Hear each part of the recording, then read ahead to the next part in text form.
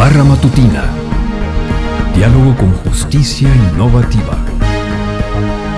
Poder Judicial del Estado de Jalisco.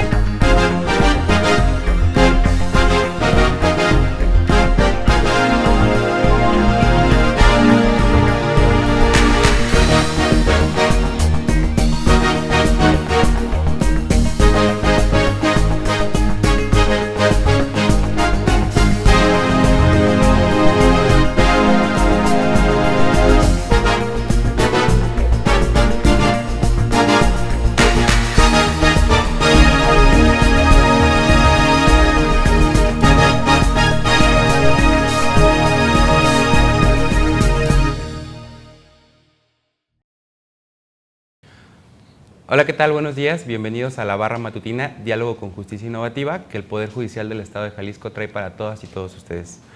El día de hoy vamos a hablar de un tema muy interesante, que es la nulidad de testamentos. Y para eso invitamos al maestro Pablo Andrés Santana, quien tengo el gusto de conocerlo hace muchos años. Y bueno, a nombre del Poder Judicial y del magistrado Daniel Espinosa Licón, bienvenido. Muchas gracias, Josué. Y bueno, ustedes ya lo saben, estas entrevistas pues van enfocadas a la ciudadanía. El objetivo es difundir estos conocimientos hacia pues todo el gremio, ¿no? No solamente abogados, peritos, ciudadanos, etcétera. Y creo que la pregunta fundamental con la que pudiéramos iniciar es ¿por qué un testamento puede ser nulo, ¿no? O en qué casos un testamento hablábamos de una nulidad. Sí, claro.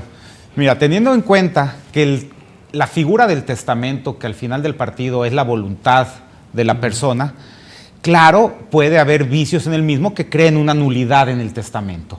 ¿Sí? Incluso el Código Civil del Estado de Jalisco tiene un apartado específico de la nulidad de los testamentos y nos maneja ciertos supuestos en los cuales el testamento puede llegar a ser declarado nulo. En este caso estamos hablando de un testamento que fue levantado ante, por así decirlo, ante un notario o todo tipo de testamento. Cualquier tipo de testamento, sí. De hecho, obviamente, el peor testamento que existe es el testamento hológrafo, porque ese es el que la persona hace de su puño y letra, ahora sí que como coloquialmente se dice, como Dios le dé a entender, en el cual manifiesta su voluntad y lo hace como él tiene conocimiento. ¿Qué pasa? Pero este documento simplemente se inserta en un sobre, se hacen 2 ejemplares, se insertan en un sobre y se deposita en el registro público de la propiedad.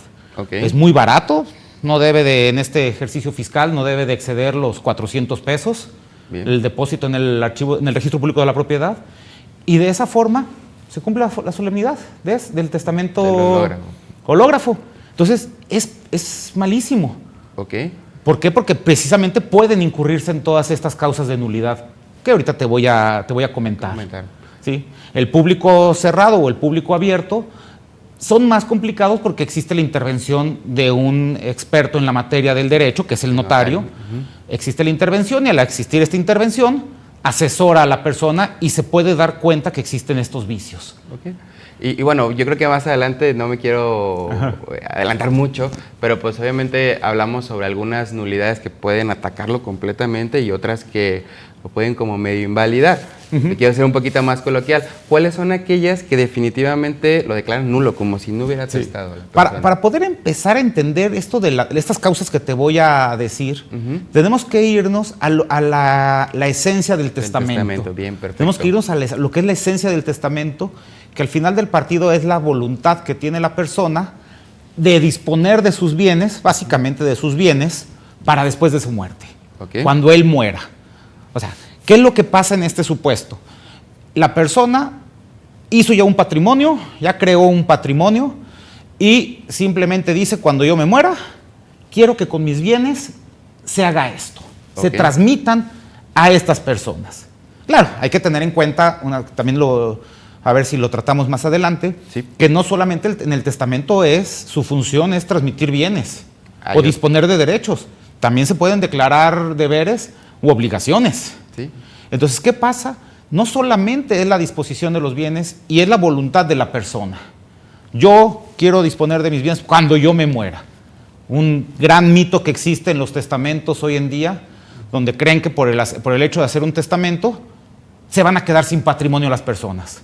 Claro. O sea, es muy complicado el que entiendan que las personas que los efectos del testamento siempre van a surtir efectos después de la muerte. Después de la muerte, que es algo que he escuchado muchísimo, que me dicen, no, es que yo ya dejé testamento y esa casa ya no es mía. Efectivamente, ya no puedo disponer de ella. Exactamente. Claro, ese es un gran problema.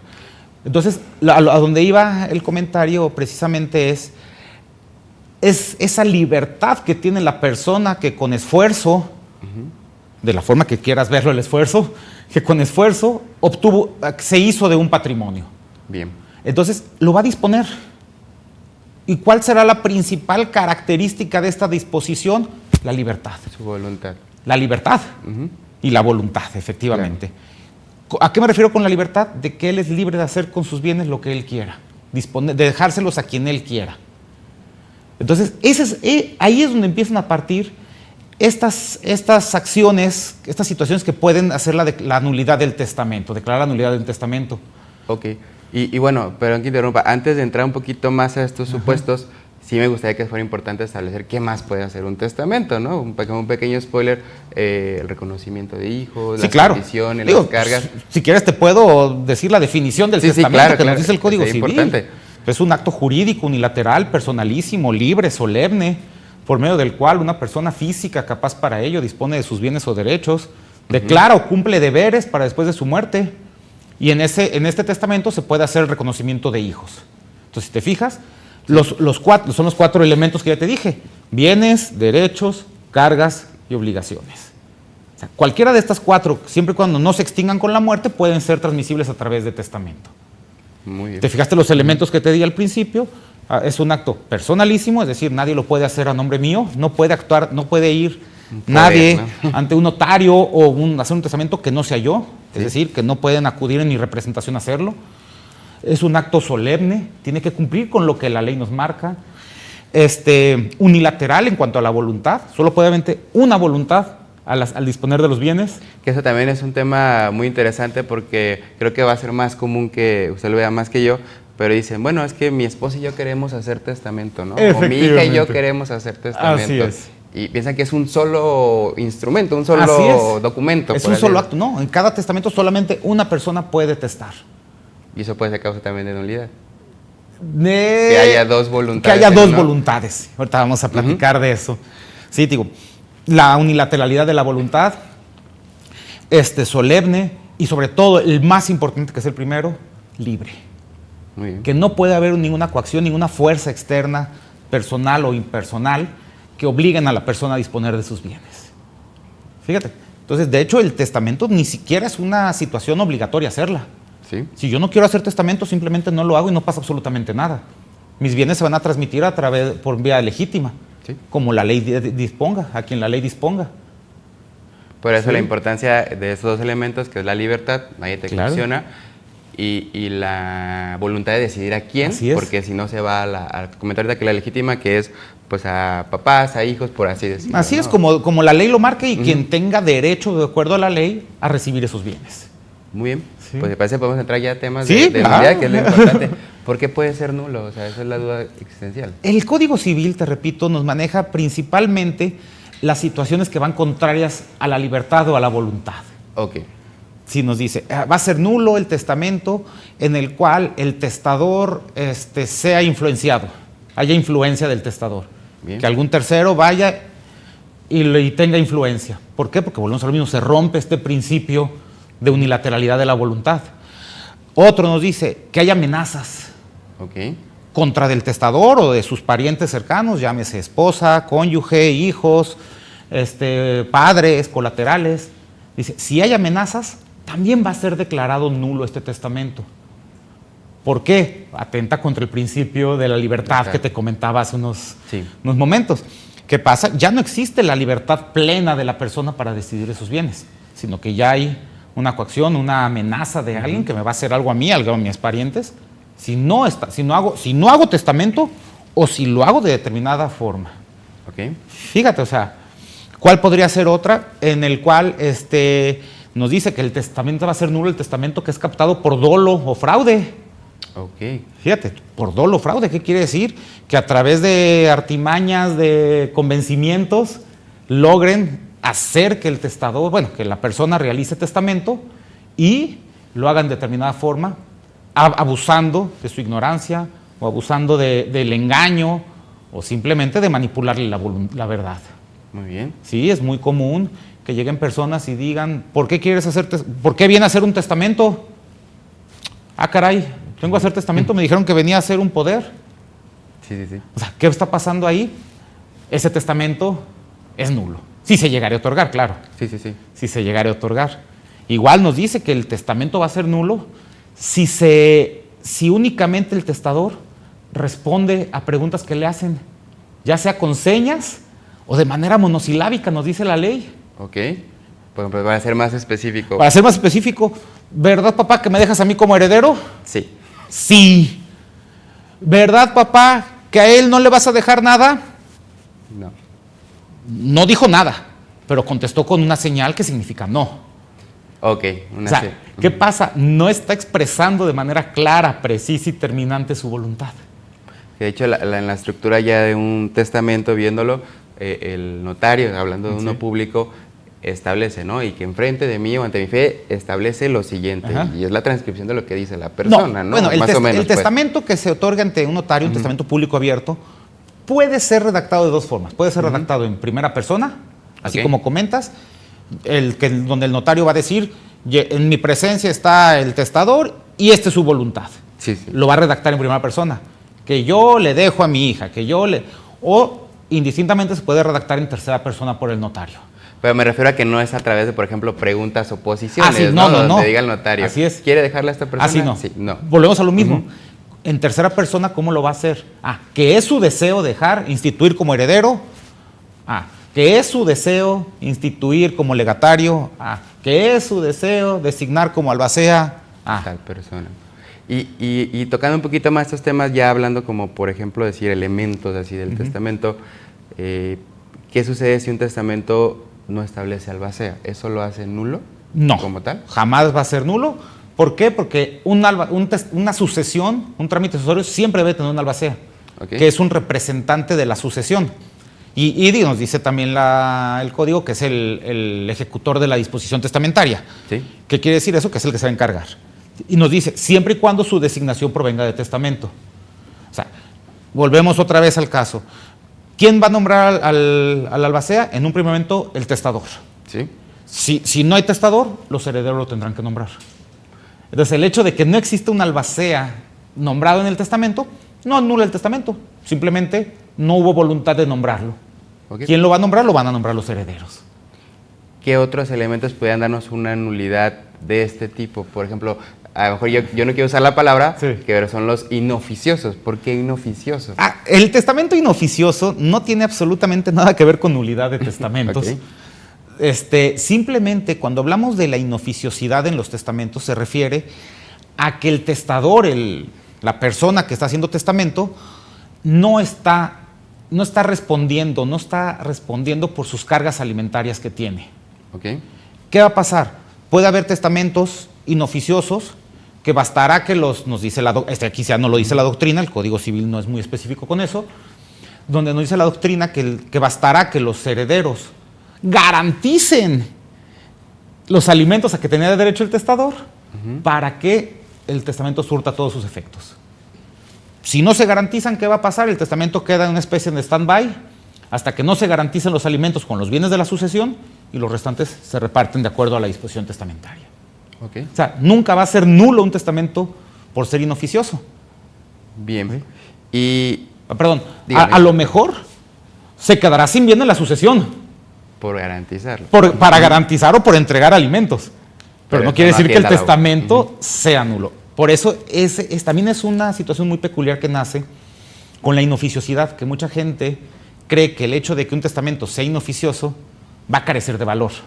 No, tiene todo el valor. Simplemente va a surtir sus efectos hasta que se garantizan el derecho de alimentos. ¿Y qué sucede cuando la voluntad, como uno de los elementos rectores a la nulidad, no es clara? Pues volvemos a lo mismo, al que va a crear la nulidad del testamento.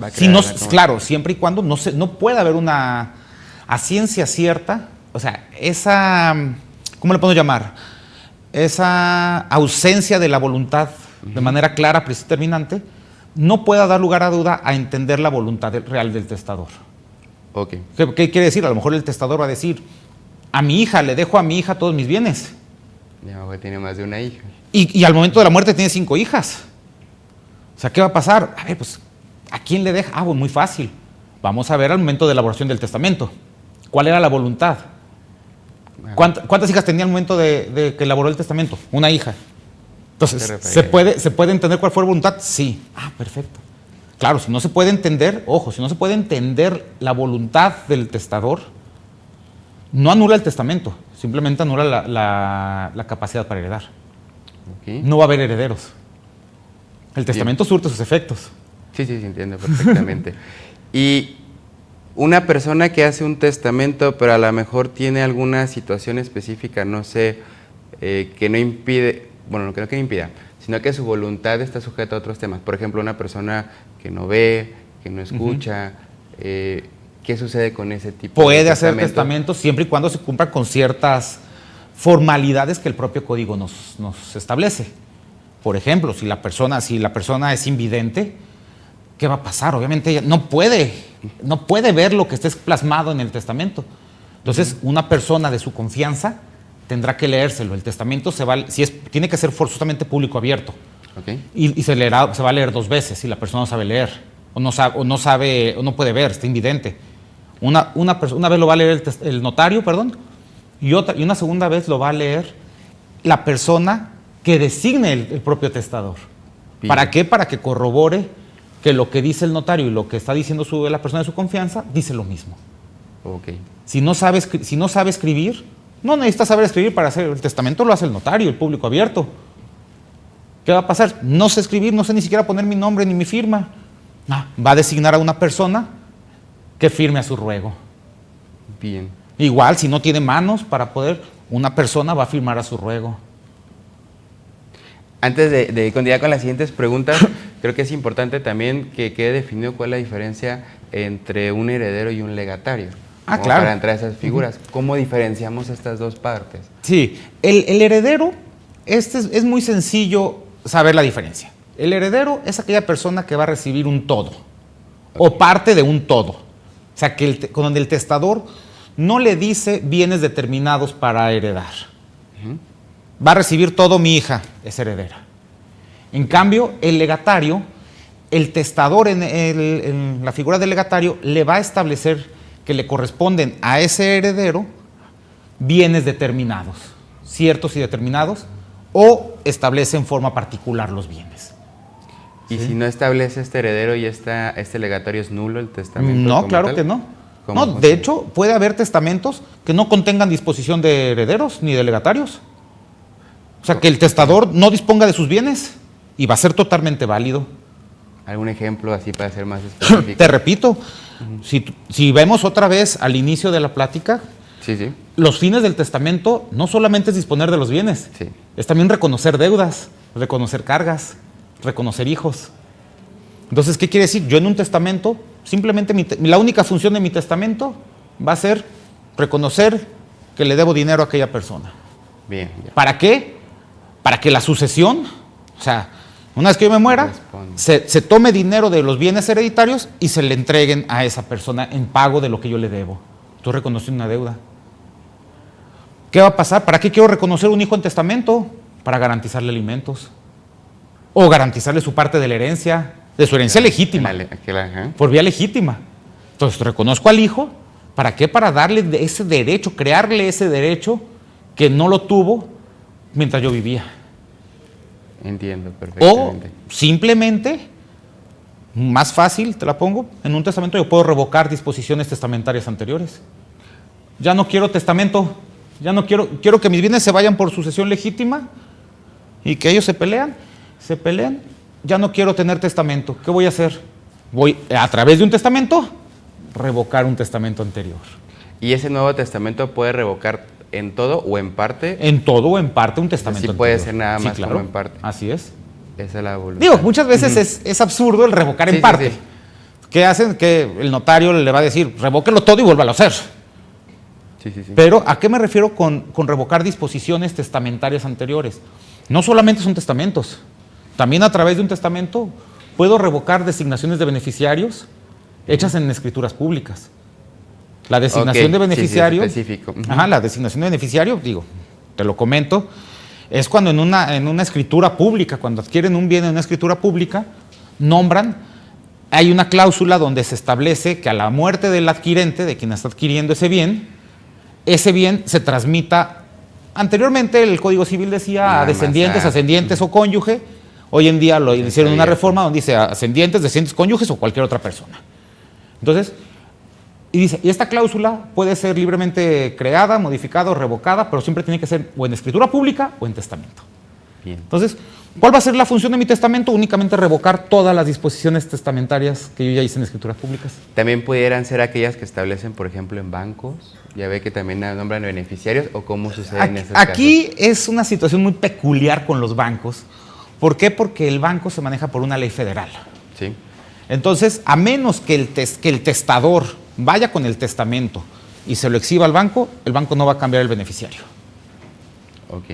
Porque ellos dicen, el banco se rigen porque dicen, a mí me rige mi ley federal donde dice que el único beneficiario es quien establece el contrato. Específicamente. Así es. Bien, ¿hay testamentos o hay voluntades, mejor dicho, donde el testador dice, te voy a heredar o te voy a legar siempre y cuando hagas esto? Condiciones. Una condición. Así es. ¿Podemos hablar un poquito sobre qué son las condiciones y qué pasa si no se cumplen en cuanto a la validez del testamento? Ok, aquí esta es una situación también muy interesante, que la gente también tiene una mala concepción de lo que son las condiciones que se pueden poner en un testamento. Sí, las posibles y las imposibles. Claro, o sea, volvemos otra vez a lo que nos dice el texto de la ley, nos dice, en un testamento el testador puede establecer las condiciones que él quiera. Fíjate, las condiciones que él quiera. Ojo, que sean válidas, que se tengan por no puestas, que anule la disposición testamentaria, no el testamento, no simplemente lo que está regulado por la condición, o que anule el derecho a heredar. Pero el testamento va a surtir todos sus efectos, simplemente la condición es lo que no va a anular. Por ejemplo, la primera que te decía, que se tenga por no puesta la condición. La ley nos dice las condiciones de tomar o dejar de tomar estado civil, de no dar o de no hacer, o de que el heredero se convierte en heredero legatario a un determinado tiempo. Vas a ser heredero dentro de 20 años. Okay. Dice, todas esas condiciones se tienen por no puestas, pero la condición, no, el testamento sigue siendo válido. Dice, las condiciones imposibles de cumplir. Si yo le impongo al heredero una condición imposible de cumplir, lo que busco es que el heredero no herede. ¿Y así se debe interpretar? Y así lo dice la ley. La condición imposible de cumplir invalida el derecho a heredar. Okay. ¿Por qué? Porque volvemos a la voluntad. Si yo le impongo algo imposible de cumplir al heredero, porque no quiero que herede. Mi voluntad es interpretarlo. Así es, mi voluntad es que no herede. Si no, simplemente lo dejaba como heredero, sin necesidad de ¿cómo se llama? Sin necesidad de establecerle una condición imposible.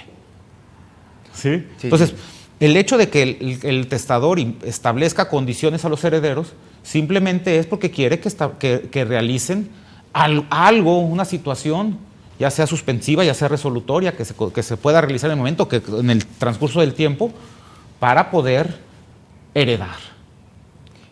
Y cuando el heredero legatario fallece antes que el testador, hablando de esta pauta de que pues él puede hacer lo que quiera hasta el momento de su fallecimiento, es cuando surte efectos ese testamento. ¿Esto también lo hace nulo o qué sucede con esa disposición? No.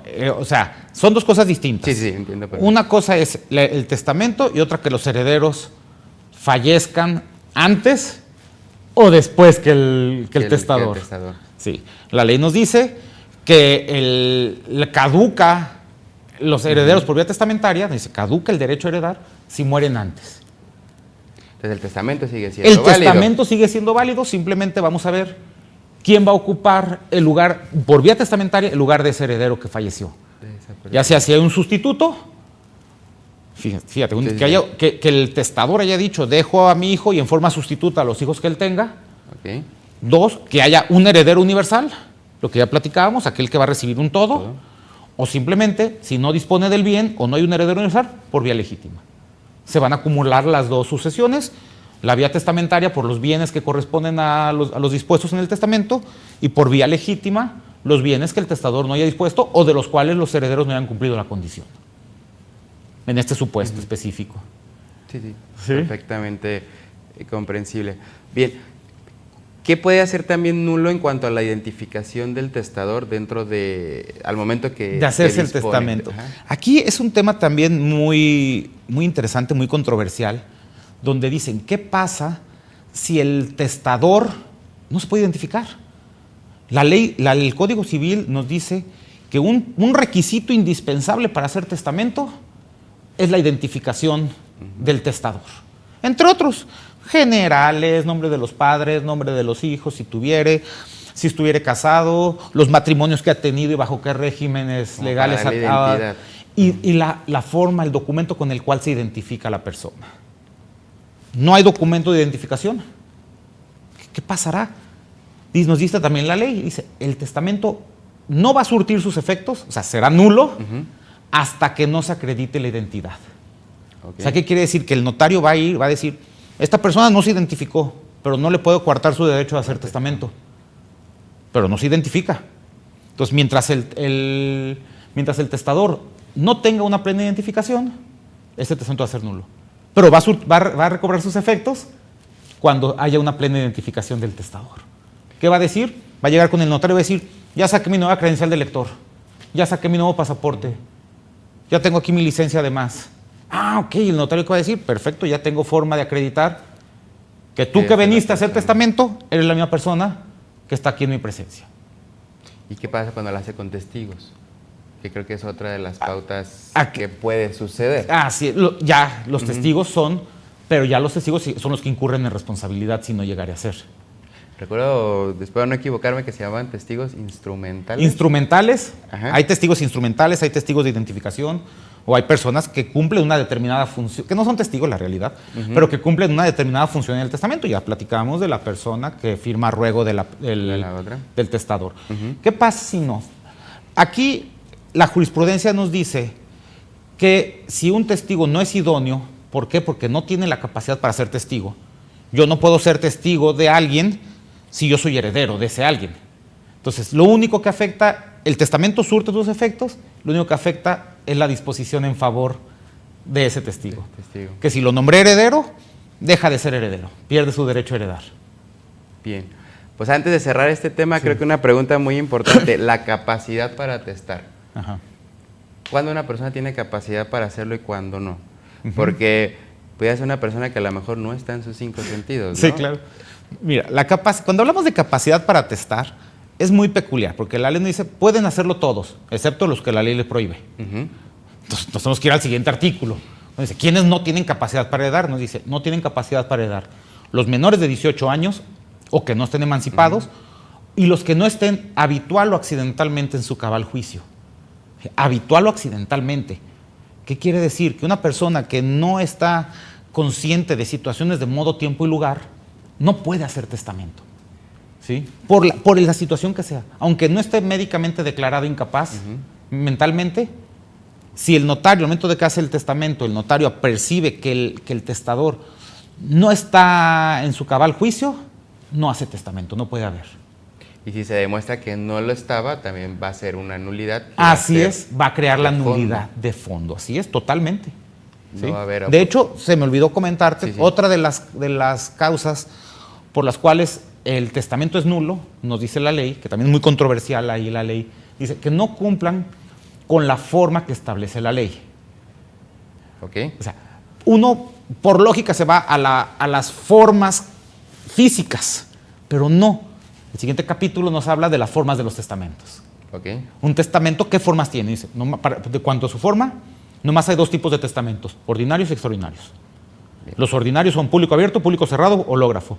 Los extraordinarios son privado, militar y marítimo, fuera hecho del Estado de Jalisco y hecho en el extranjero. O sea, si no son ninguno de estos 7, el testamento es nulo. Eso de que lo hago en la servilleta, estoy en el restaurante y en la servilleta hago mi testamento, el videotestamento, aquí en Jalisco al menos, no es válido. Y totalmente inválido el audiotestamento. que en algunos lugares de Estados Unidos está permitido. Sí. Igual el videotestamento en algunos estados de Estados Unidos lo permiten, aquí en Jalisco no. Ni el que hago en la servilleta, ni el videotestamento, nada. Si no es público abierto, público cerrado o hológrafo como ordinarios, todos los demás no van a tener validez. Bien, pues antes de cerrar, creo que atendiendo estos elementos de la libertad de testar y la voluntad, o sea, que se respete lo que realmente quiere esa persona, ¿qué le pudiera recomendar a una persona que va a hacer testamento o a lo mejor que ya hizo testamento? Porque creo que el objetivo es que se cumpla su voluntad, claro, ¿no? Pues, ¿qué le puede recomendar a esa persona? El consejo trilladísimo, primero, si van a hacer testamento, que vayan con un notario público. El testamento público abierto, ese es el que no va a tener fallas, bueno, en teoría no va a tener fallas porque lo hace un experto de la materia, un notario público, es el que lo elabora. Sí. Simplemente el testador le manifiesta su voluntad y el notario lo hace, o acudan con un abogado que se los revise. Bien. Es la máxima. Que acudan solos, acompañados. Solos. Solos. Siempre la voluntad tiene que ser, digo, va a haber voluntades compartidas, pero la idea es la voluntad libre del testador. Perfecto. Pues bien, creo que este tema de las sucesiones da para mucho. Yo quiero dejar abierta la invitación para que nos siga compartiendo este tipo de temas que son de suma importancia. Y creo que lo más importante es que un testamento, el enfoque es, pues, heredar bienes, no problemas, ¿no? Entonces, hablemos sobre sucesiones, claro, y dejar la puerta abierta a que nos siga acompañando a este programa. Cuando gustes. Bien. Estoy a la orden. Le agradezco mucho a nombre del Poder Judicial, que es la figura que ahorita represento, y del magistrado doctor Daniel Espinosa Licón. Gracias por acudir, por este tiempo. Y pues a todas las personas que nos ven en estas entrevistas, invitarlos a que nos sigan en redes sociales, YouTube, Spotify y Facebook. Recuerden que nos vemos los martes y jueves a las 9 de la mañana y nos vemos en un próximo programa de La Barra Matutina. Muchas gracias. Muchas gracias.